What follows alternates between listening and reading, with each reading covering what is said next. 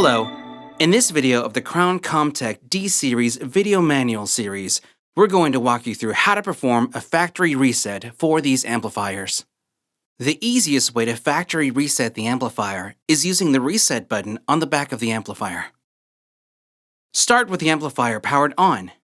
Using a small tool, like a paperclip, press the button inside the hole and hold it for at least 10 seconds before releasing. If you're connected to the amplifier GUI or monitoring the amplifier in Web Manager, the amplifier will disconnect momentarily as the amp performs the reset process. After the reset, the amplifier will have its settings cleared and should be online once again.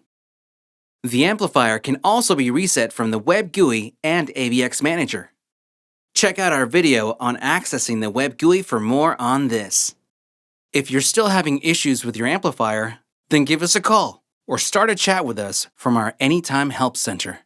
For more news, product information, and troubleshooting tips, visit us at crownaudio.com or our Anytime Help Center at help.harmanpro.com.